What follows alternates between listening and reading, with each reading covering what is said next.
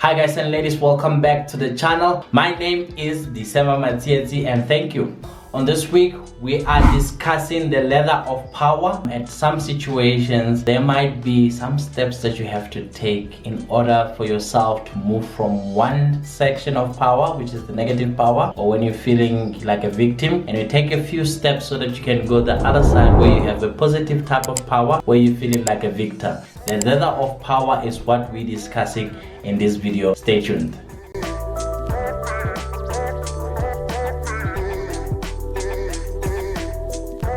At some point when we're talking about the ladder of power, it can come in our everyday usage as analysts. We can come in and then realize that sometimes something that we so love so much makes us feel disabled or disempowered, while the very same thing used to give us power and give us, make us feel empowered. The only issue is if the thing itself, it remains the same. What is different about it? And this is where I'm just going to show you this diagram called the ladder of power. Don't you worry about it, we'll just go through it step by step. First point, if we start on the far side, left hand side, you come up with an idea. Let's say for instance, I come up with an idea to say I want to create a new report. I say I'm going to create a new report. It's my will to create this new report, and I decide to say, okay, I'm going to make a decision to be in control of this new report that I want to do. So for instance, let's say I decide to say yes to this report. Then I feel it is my wish to do so. It is my request. Nobody else forced me. It is what I want. I demand that, and it's at my own terms. You somehow feel empowered. You can go all the way up.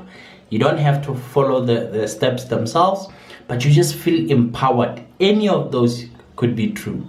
You feel like, I'm a victor. I am a winner. I am a creator of this report. Let's say the same thing happens. Let's start again. You have an idea of creating a report, and before you go on into execution or creating it on those nice things, your manager walks into you and tells you to do the same report.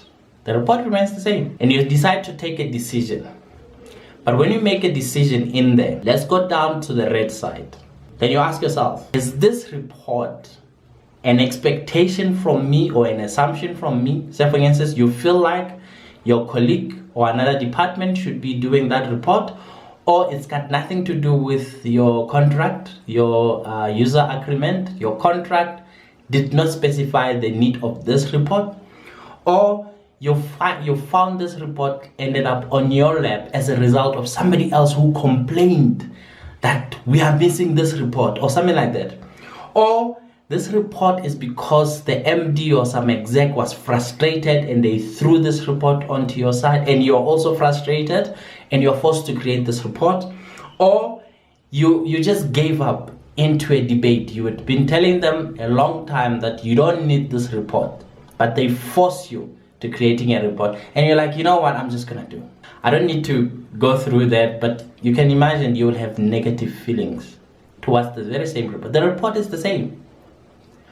The only difference is in here, when you go up on the blue, it's your own internal locus of control, internal thing that says, I want to create this report. The other one is where you feel like your control is outside of you. When we come to the ladder of control, the thing that we aim to do, and I try to tell this to my team also, is to try to do more of the things that we want to do. Let's say for instance, we have 7 reports that we do. 2 of those are forced on us, but we can replace those reports with 3 or with 5 that we want to do ourselves. And in that way, we'll rather have 10 reports that we are working on, or 10 articles that we are writing, instead of the 7, because the other 2 were forced upon us. We would rather replace those with the ones that we want to do. And in so doing, we end up having a positive team and a positive mood. Everybody else wants to do their work. All because everybody in the team, doesn't matter how many are you, 3, 4, 10, 20, are given the opportunity. Each team member is given the opportunity to do what they want to do. Out of all the reports that you're doing, out of the work that you are doing, tell me what is blue. And then you go, you say, what is blue is 1, 2, 3, 4, 5. All these reports are blue. And I say, continue with those ones. Tell me which ones are red, or the ones where you inherited them as a result of somebody else resigning, or you inherited as a result of somebody going on leave, or you inherited them as a result of somebody being frustrated in Opcom, in Steercom, and they landed this requirement on you. This is nothing to do with analysis, but it just helps us to understand this context. Let's say, for instance, somebody else, a lady wants to conceive a baby, decides to say, I've made a decision that I'm going to be pregnant, or I want to be pregnant, I want to have a baby.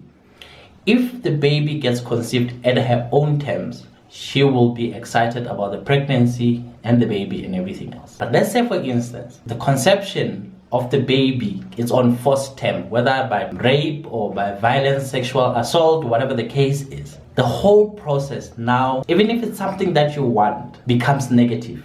And it will be horrible for me as a friend to come over to say, Marachomi, you always wanted a baby. Why aren't you happy that you are pregnant? But the terms of the pregnancy are negative.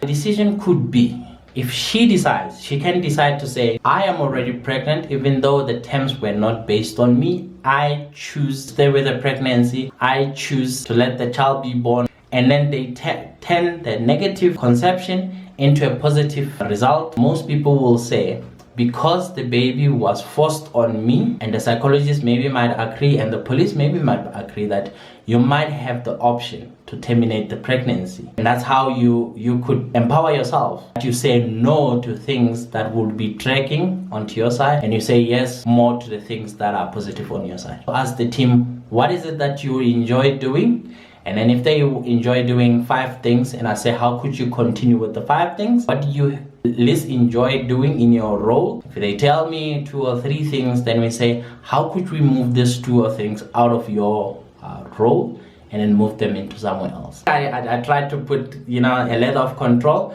that you can, once you get to the ladder, you can decide to step down and go towards the red, or you can decide to go up and go up the blue. But in actual reality, not all the condition needs to be present.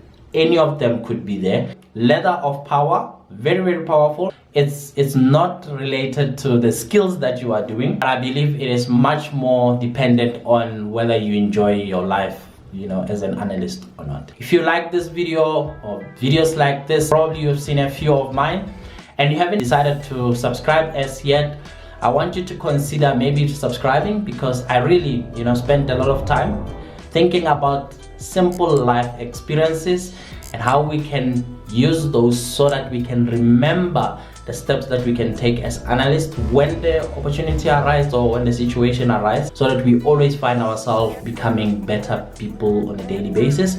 I've done this for a couple of years now. I've been an analyst for a couple of years. I've studied for a lot of years. I have so much experience on that side. It does not, bother me. It's something that I love doing, sharing this type of information. If you want more of it, please don't hesitate. Hit the subscription button. I will be making more videos. I make 1 or 2 videos or 3 videos a week, depending on my inspiration and what did I discover. How do I take a simple thing and bringing it into a powerful tool that we can use for our analysis. Stay tuned and watch the next video.